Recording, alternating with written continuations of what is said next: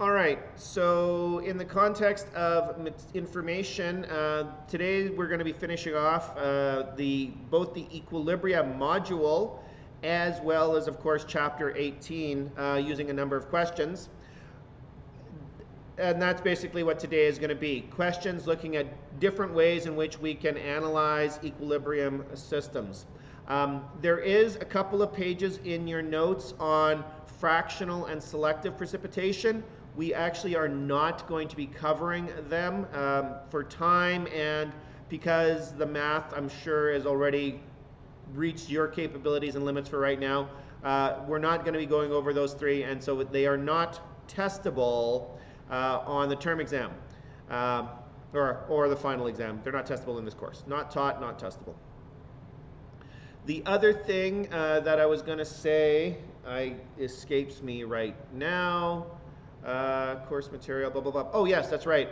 The next unit is on molecular entities, properties of solutions, and the like. I am running a little bit behind in preparing that material, so you will be getting that on the weekend, Saturday or early Sunday, and I will send an email out to let you know that it's available for download.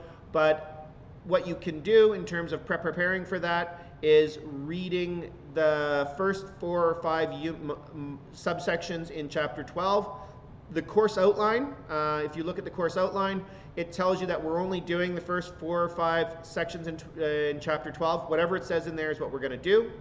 And have that read as part of your preparation for this next module. We're going to be spending about a day and a half or so on Chapter 12 and about 2.5 days on Chapter 14, which is more of that. But for now, just read Chapter 12. Are there any questions on the emails that were sent out yesterday?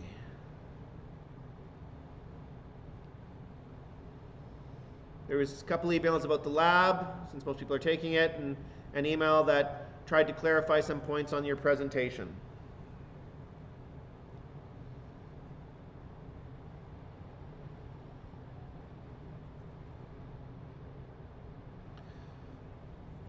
All right. If you do have any, there will be, no, you can't use websites for presentation. That's one I tried to clarify. Websites as references, no.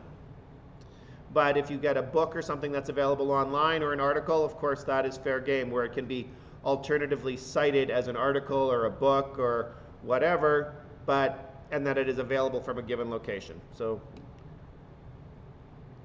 and yes, it is just first and secondary references, but secondary references is a pretty expansive list. It includes things like newspaper articles, magazine articles like Scientific American or Popular Mechanics, depends on what you're looking at. So those are reputable secondary sources in your material. And of course, the primary literature is the original published work where someone is doing an investigation or a study or research, and they are literally publishing their results. Good deal.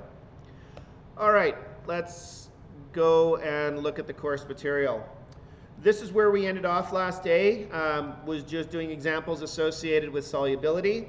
And this first example on zinc fluoride reminded you of these calculations, but also reminded you of things like Le Chatelier's principles, or those primary factors affecting equilibria. Also about how we go about ignoring or the other equilibria that might be present in solution with regards to, in this case, fluoride being a weak base. You can run this reaction at high pH and everything is fine. The second example that we looked at, looking at magnesium carbonate precipitating, introduced the idea that a solution can be unsaturated in that there isn't actually enough ions present to actually allow the precipitate to form. And the demonstration that we did last day, we are actually able to observe this. Adding a little bit of chloride into our solution formed a precipitate, little white cloud, until it mixed up and that cloud dissolved, simply because it was an unsaturated solution. Locally it was supersaturated, but as it dissolved and got uniform composition, concentration, it dissolved again. So the solution was unsaturated until we hit a critical amount of chloride, and then we started precipitating out more and more and more of the lead. We didn't reach a supersaturated solution there, but we had a saturated solution throughout all that. Adding more chloride then shifted the equilibrium from the precipitate dominant reaction to the complex ion dominant reaction. And so this is another example that we are going to be looking at to just as a different variation on equilibria calculations.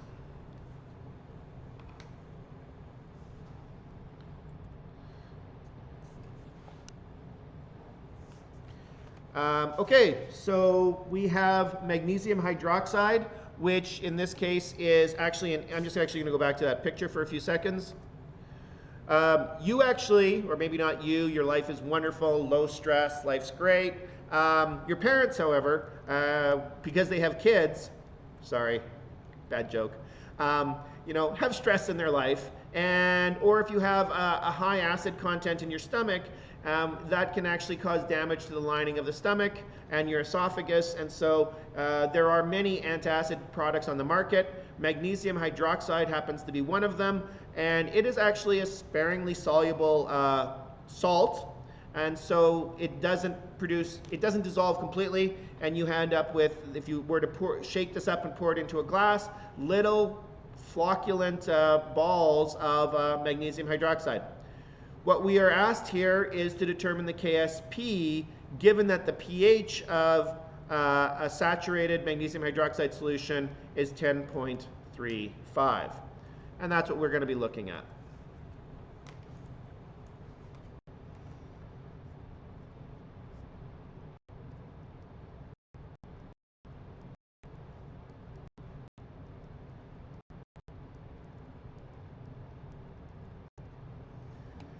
And here we do not know the KSP.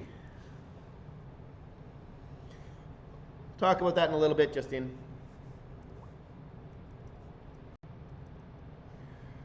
So if we set up an ice table on this, we have magnesium hydroxide is a solid, not too concerned about that. We just need to have some of this present.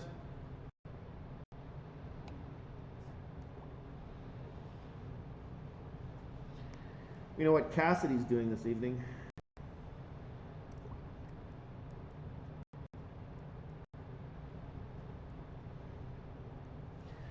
And this is your typical ice table. Oh, and for the record, Justine posted, when's the PS4 quiz? Cassidy responded, I read that as PlayStation 4. So, just because it doesn't show up online, just so everyone understands what the joke is. How are we going to get these values? In order to calculate the KSP, we need one of these two to calculate the other. How are we going to get these values? Anyone?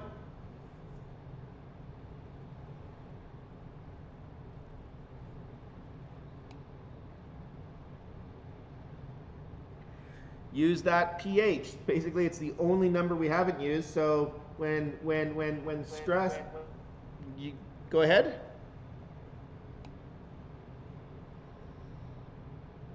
Yep. Sorry, if someone had something to say, please go ahead.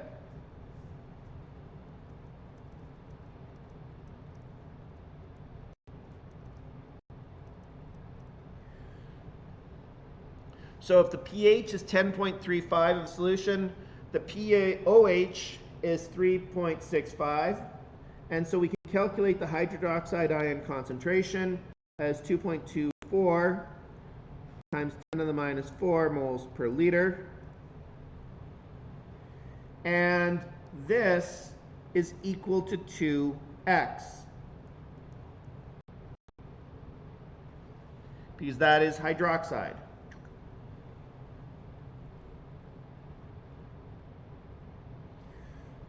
The magnesium ion concentration is half that value, 1.12 times 10 to the minus 4.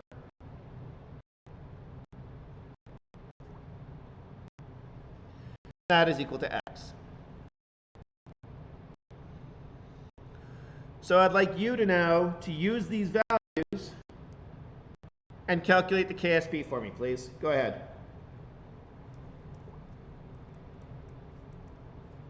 And just type your answer into chat.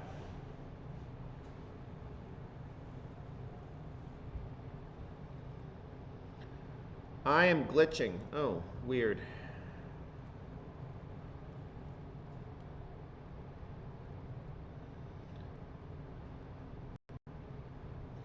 Well, let me know if it continues, please.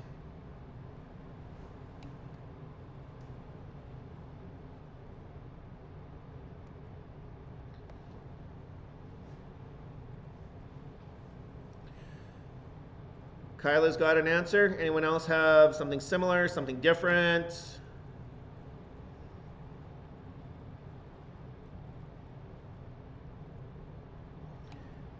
And people are coming back and saying the same values. Appreciate that you're doing this without breakout rooms. Thank you very much. And you are correct. 5.6 times 10 to the minus 12 moles. It's cubed.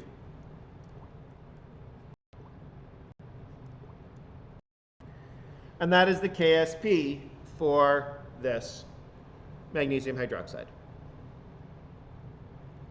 Good deal, everybody. Thank you very much.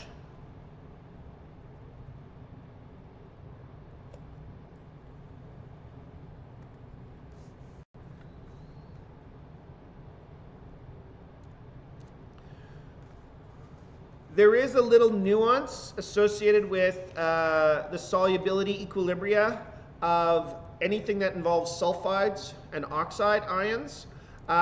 Because the sulfide ion and the oxide ions are strong bases, they immediately hydrolyze in water. That is, the S2 minus ion is going to react to form HS minus plus hydroxide, and oxide is going to, as presented there, form 2 hydroxide ions.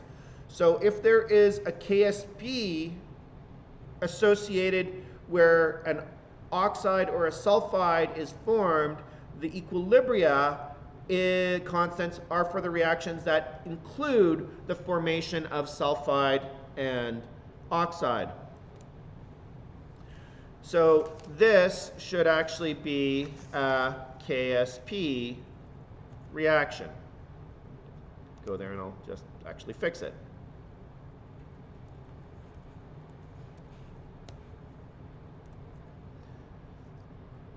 Oops, something wrong there. There we go. KSP, 2 times 10 to the minus 15. Also, you're going to see on the data table and in the notes that sometimes equilibrium constants aren't two significant digits. That's probably the max you're ever going to see for equilibria. There's so many variables, primary and secondary factors, activity coefficients that are very difficult to nail down that limit the ability to accurately determine the KSP values, or sorry, the equilibrium constants in general. So 2 significant digits, probably the max you're ever going to see. 1 is common, and often it's just to the order of magnitude. It's about 10 to the 47, and we're actually going to see that in one of the examples we do in a bit. So right now what we're going to do is we're going to determine the solubility of copper 1 oxide at pH 6 and pH 10.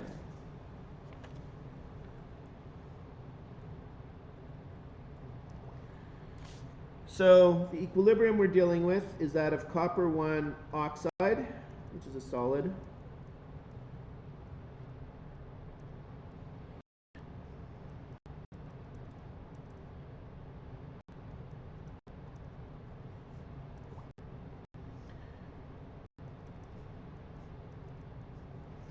and in our ice table, of course, not too worried about the solids, nor are we worried about water.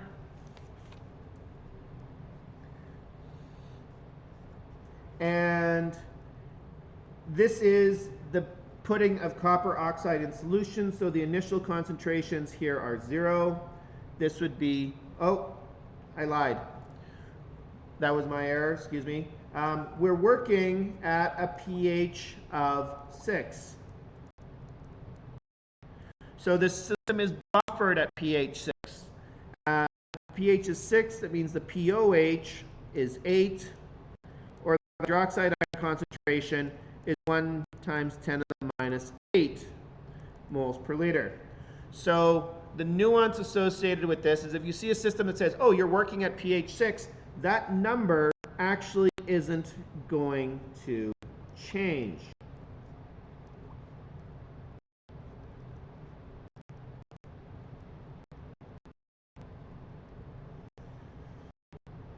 Yes, you're going to add a little bit of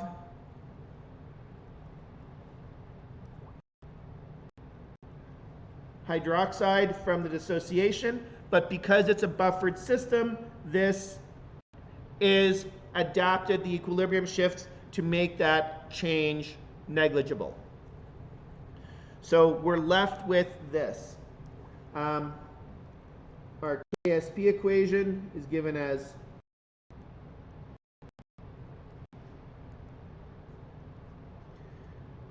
presented there.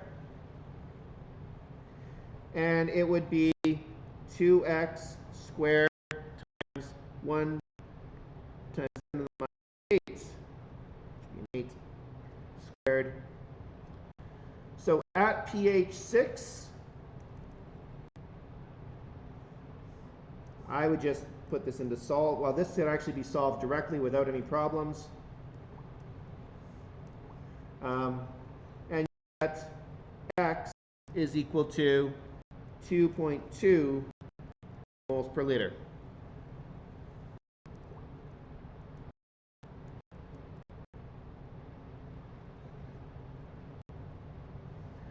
What I would like you to do is give me solubility. Did I just reset? Yep.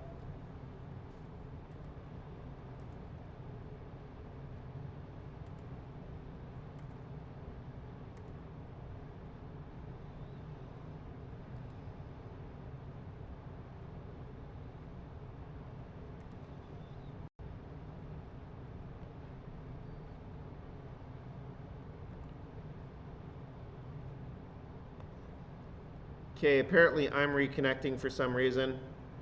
I'm still hardwired in.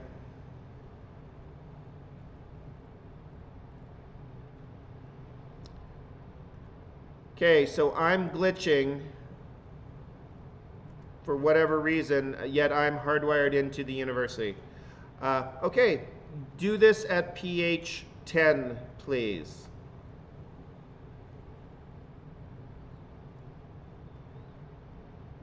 I'm not sure what does that happen at pH 6. No, whatever pH you set at, that value is not going to change. So I would like you to redo this calculation at pH 10. Go ahead.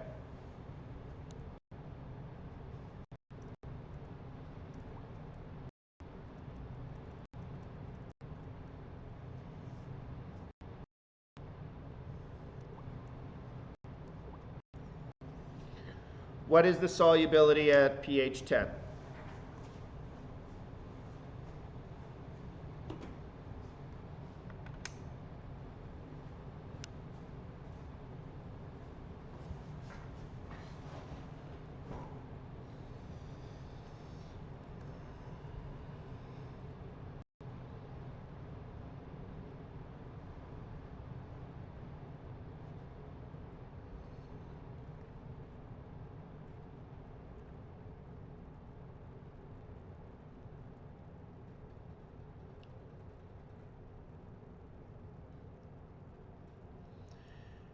Anyone have a number here?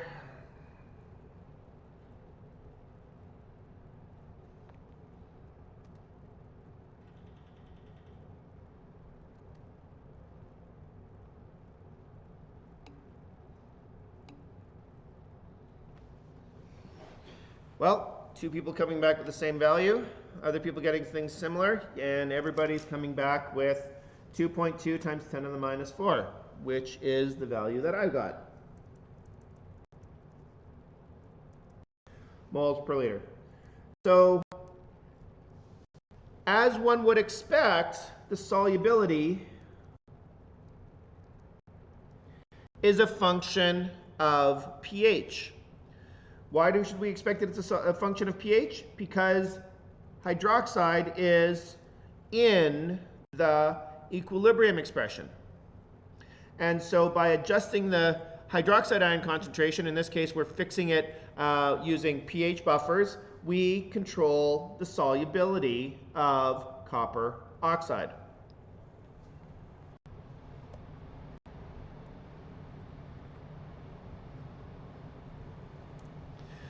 And if you were to plot this over the range of the pH scale, or at least from 4 to 14, what you can see is that below about a pH of 6, the hydroxide ion concentration is so low that it actually shifts to increasing solubility here. But as the hydroxide ion concentration increases with increasing pH, the solubility comes crashing down.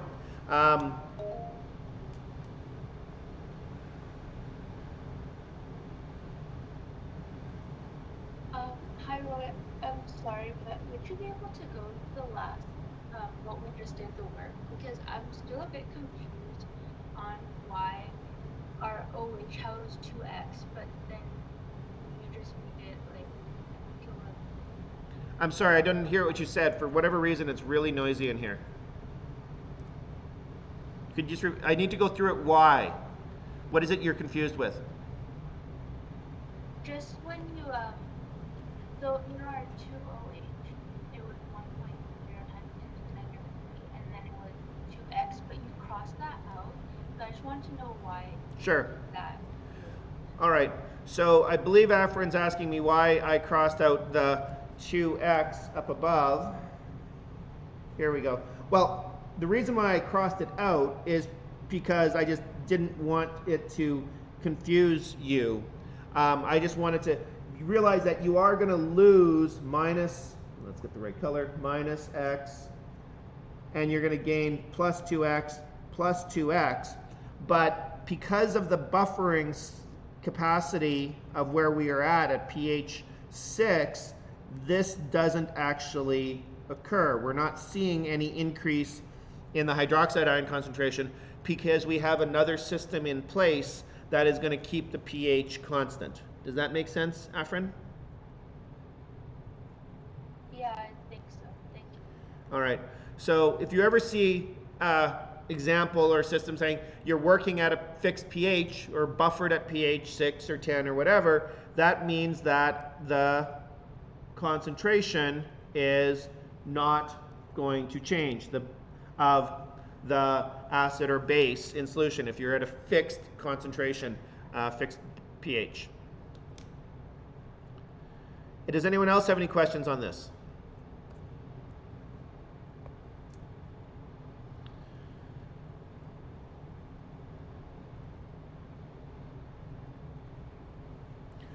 So in the example we have here, we have hydroxide, and yes, changing the hydroxide ion concentration by changing the pH, we change the solubility.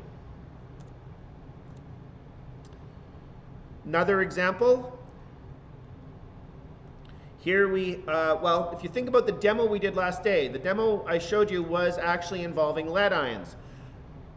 Now I've created a solution that has lead ions in it. What am I going to do with that solution? Well, we need to, in order for proper disposal, it's easier to precipitate out the lead and have a solid that you know contains lead than to have over a liter of solution that you need to deal with. In terms of cost, and it is cheaper to dispose of solids. So what would have happened is that the solution I used for the demonstration would have been processed in much the same way. Hydroxide is an ideal way of removing lead and many other metal ions from solution. And so we're going to see in this example, what is the remaining lead concentration after treatment with a hydroxide solution.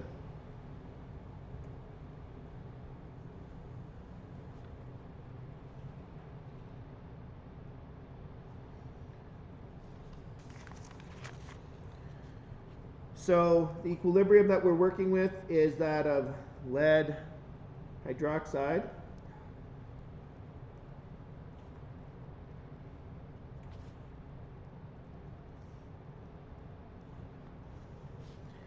The KSP was provided.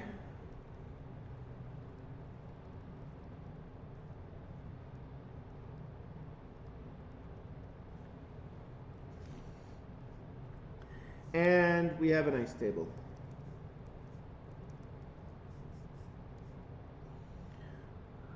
What we are doing here is we're mixing two solutions together. So we've already done something like this, and if we're just figuring out what the initial concentrations are, we can use C1V1 equals C2V2 to determine initial concentrations.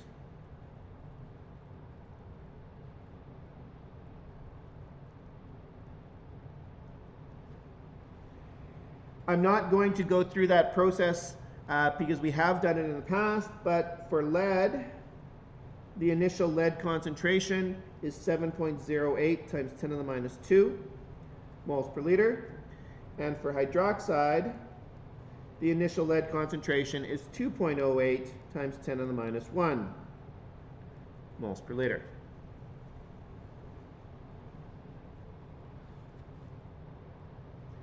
Just going to substitute those values up here. 7.08, grab the right color.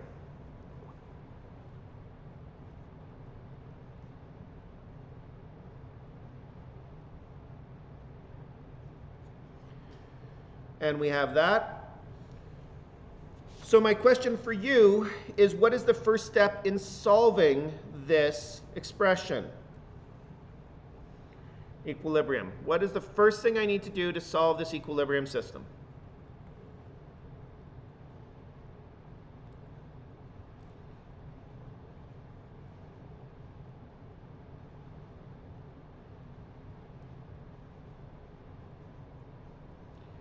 Anyone?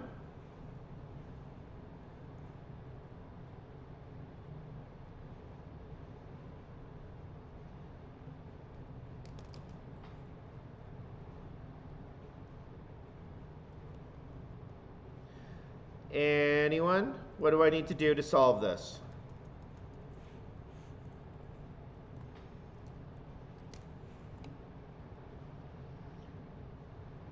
All right, limiting reactant, shift left. Yes, if you look at this system, the equilibrium constant that we have favors the reactants. We are not on the side favored by the equilibrium constant, so the first step is to shift to the side favored by the equilibrium constant. And so, guessing that lead is the limiting reagent, if we make a mistake, we'll know. Minus 7.08 times 10 to the minus 2. This would be minus 1.41 times 10 to the minus 1, twice that value. This is a 0, and this is 6.6 times 10 to the minus 2. And of course, we've gained some over here. It just precipitates out. So we've got some solid in solution, which means we can reach equilibrium. Now that we're on the side favored by the equilibrium constant, we can set up a new ice table and now solve for x. Oops.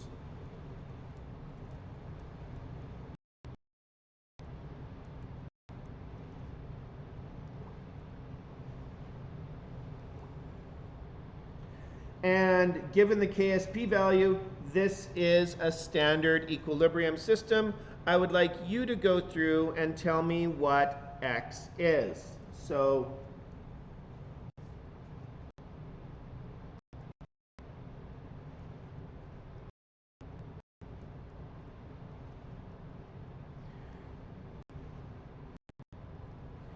what is x? Go for it.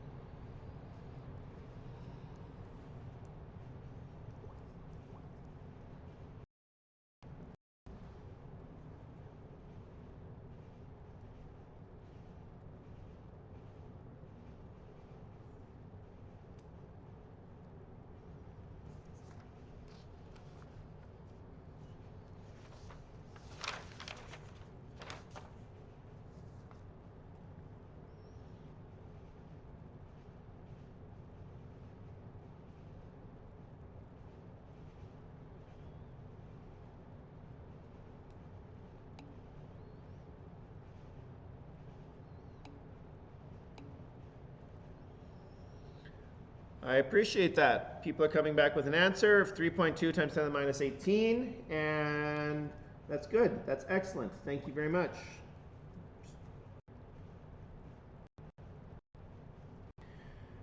X is 3.2 times 10 to the minus 18. I would just use solver on this just because it's faster than making approximations and checking them. And what we figure out that if we look back, X happens to be the lead concentration. So this happens to be the lead 2 plus concentration at equilibrium. So to put that number in context, the detection limit that we have in analytical chemistry for lead is on the order of parts per trillion. Parts per million is 10 to the minus 6, parts per billion is 10 to the minus 9, parts per trillion is 10 to the minus 12. This is 6 orders of magnitude lower concentration than our best ability to detect lead. The lead that's in your drinking water will have a higher concentration of lead than what we have present here. We can't detect it. So we've basically been able to remove the environmental pollutant, that is the lead, and leave an effluent, that would be the liquid waste stream, to be safe to be disposed of once it is neutralized. So what would happen here is you'd make it basic, filter out all of the solid, then neutralize it, and it can be now disposed of as non-hazardous waste.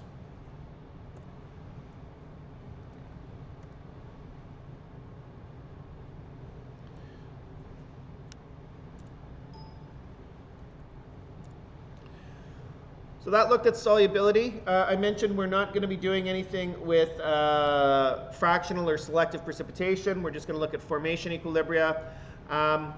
Formation equilibrium exists when the soluble entity forms in solution. And here's just a list of complex ion formation constants. Some of them are to 1 significant digit, some of them are to 2.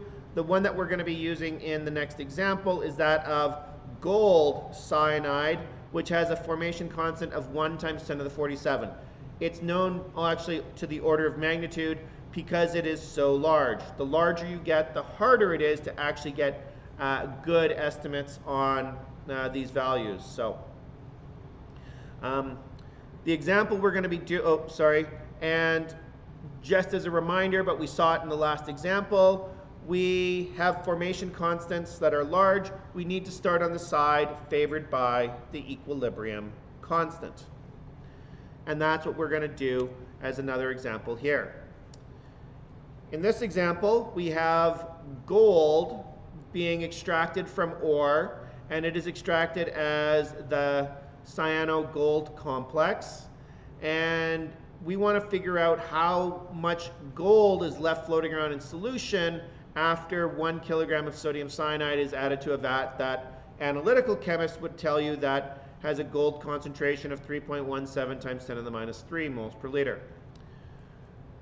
If you were doing physical labs, unfortunately you aren't, you would actually be doing a reaction very similar to this. The way you get the gold out as a solid is you would actually run a redox reaction using zinc.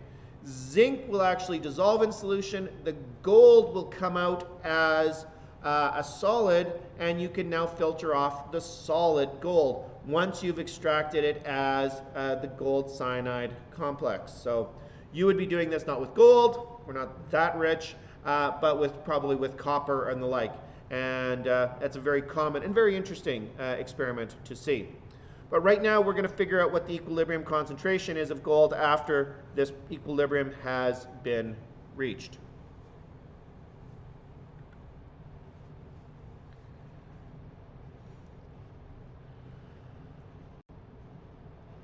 So the equilibrium that we're interested in is the formation of the gold cyanide complex.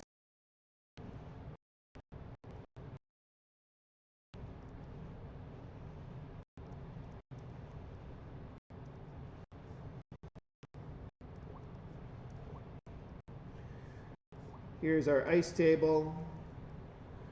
And we know, reading the problem, that the gold concentration is 3.17 times 10 to the minus 3 moles per liter. We need to figure out what the cyanide concentration is. So I'm just going to go down further and know that we have 1,000 grams of cyanide.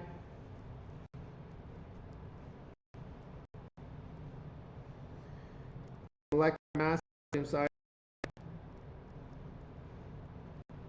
is 49 grams per mole.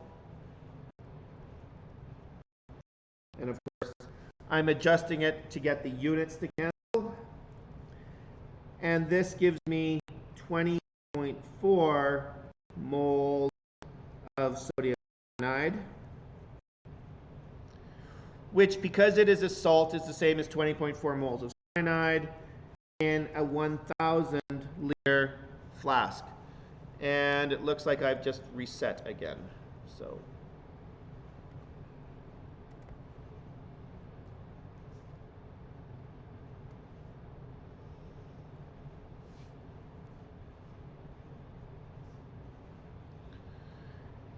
it will come back.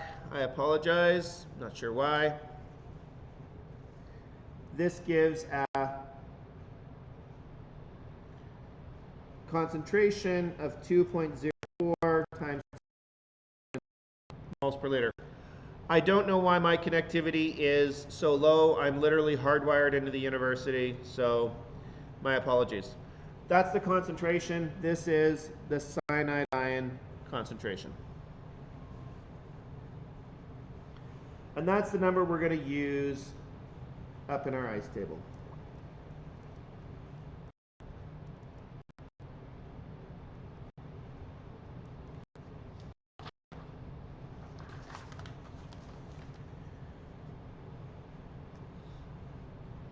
Realize that our formation constant is 1 times 10 to the 47 liters per mole squared.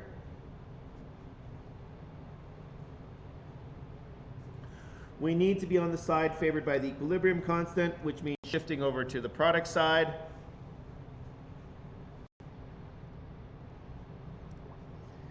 And if it's set up properly, gold is the limiting reagent. You want this to be used up completely.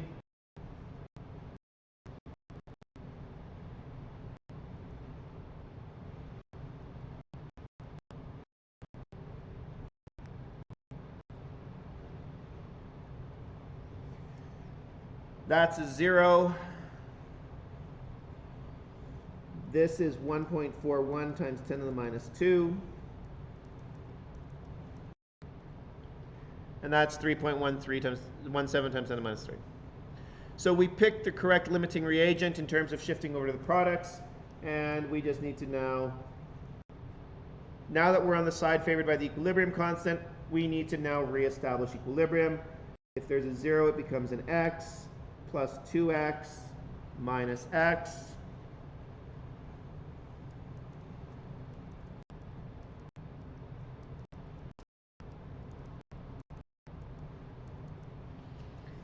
And we have that.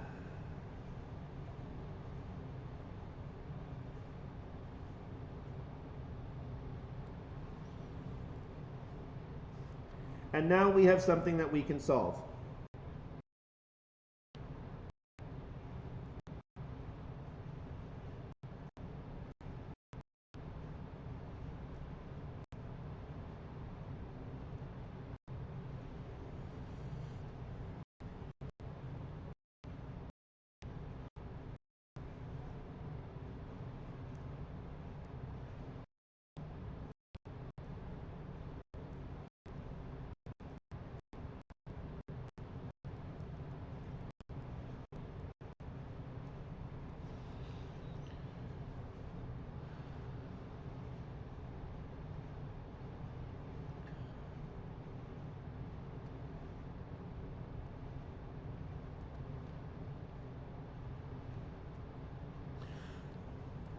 So I'd like you to go through and solve that, please, while I reconnect, apparently.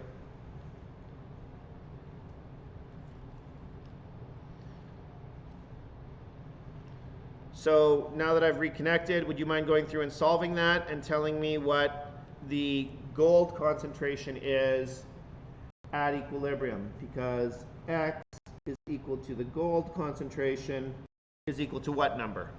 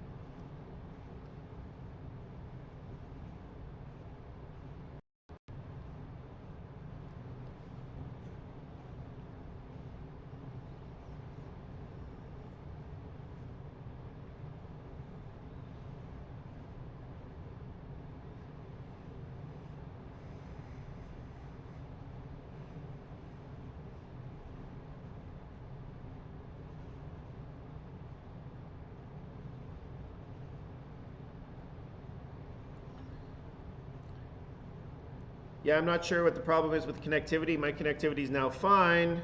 I'm not sure what the chat is associated with. Table and notes.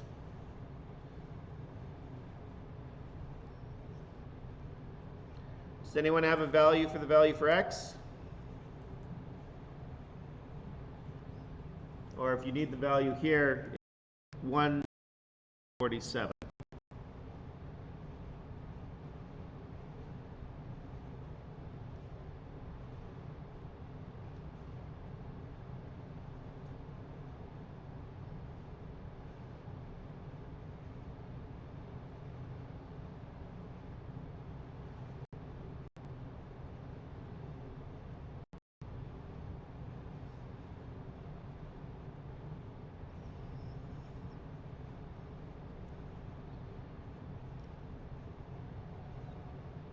If you assume X is negligible, and it is, it's probably fairly quick to calculate, or you can plug the entire thing into solver, whichever you prefer.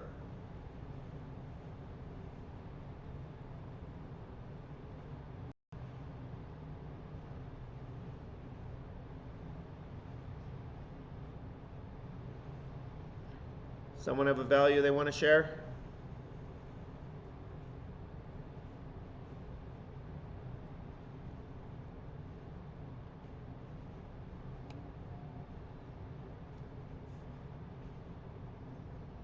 Okay, we have a value from Jada, and I appreciate you, going outside your comfort zone to do this. Does anyone else have a number? Okay, now we got two different values. I was kind of hoping for consistency here.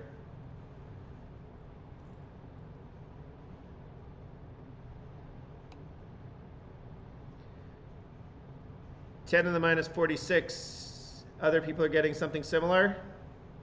Yes. The number is 1.6 times 10 to the minus 46.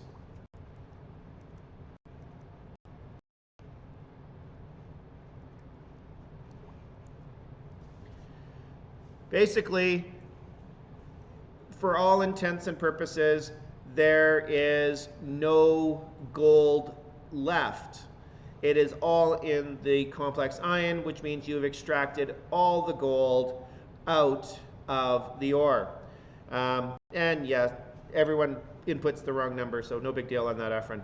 So, like I said, this process is how gold is extracted to this day in rural areas where there's no electricity, not a lot of the ability to run pumps and the like, because it is so efficient at extracting gold. Even in running gold mines that are in reasonable locations, this is still one of the best ways of extracting the gold. The problem is cyanide is very toxic. If you acidify this solution, you get hydrogen cyanide gas coming off, and that's actually deadly. And in other cases, if the cyanide is, the remaining solution is allowed to run free, it actually is toxic. Cyanide is toxic. It replaces oxygen in your blood system, and it ends up, it ends up killing animals. So released into a stream, you will have a huge region of dead fish until the concentration dilutes itself down to the point of not being deadly. Still, fish that swim into that region could be stunned and knocked out and may die through other reasons. So while it is a great method, it is also hazardous for the people doing it, and if there is a leak or a spill thereof. In summary of this chapter, I just want to remind you that we have multiple equilibria occurring, and either we can set the conditions such that one equilibria is dominant, or we hope that one equilibrium is dominant and then go through and check to ensure that it is. And most of science, most of chemistry is with those assumptions. So in organic chemistry, you sit there, you work out a reaction. It's like, okay, this is how we should get to the product. You go into the lab and it doesn't work. You start analyzing the product of your reaction and you're like, oh, we didn't think about another pathway, that something else was actually occurring. And while you didn't get the product you wanted, you may have discovered another pathway, and it's still a publication, so that's positive. But this is the learning process. You try something, you make assumptions, and then you see if you get what you were expecting out of the deal. So anyway, that is the conclusion of the Equilibria unit. And I'm going to be able to hang around here for a little bit and answer any questions you have. Someone asked me about the problem set 4 quiz. That quiz is going to run next Thursday, Friday, and Saturday, now that we are done all of the material that's on problem set 4. So there's that. And just as a reminder, if you're not doing anything at 1:30, to log into the link I sent you with regards to the 3-minute thesis competition here at UNBC, and listen to other people present their work in a very, very short period of time. You're going to be doing something similar, presenting other people's work when you give your presentations later. And I'll be if you start looking around, the shorter the duration, the harder it is. They've got 3 minutes to consolidate between 1 and 5 years worth of work. And they do that in 3 minutes. It's actually easier to consolidate someone else's work into a 12 to 15 minute presentation, which is what your expectation is. So anyway, if you have time, join in to hear the 6 or 7 students that are part of this competition. Thank you very much, and I'll answer any questions you may have. Otherwise, have a great weekend.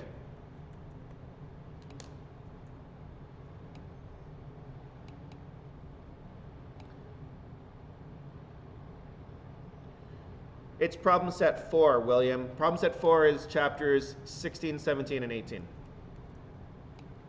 I think. Not a problem.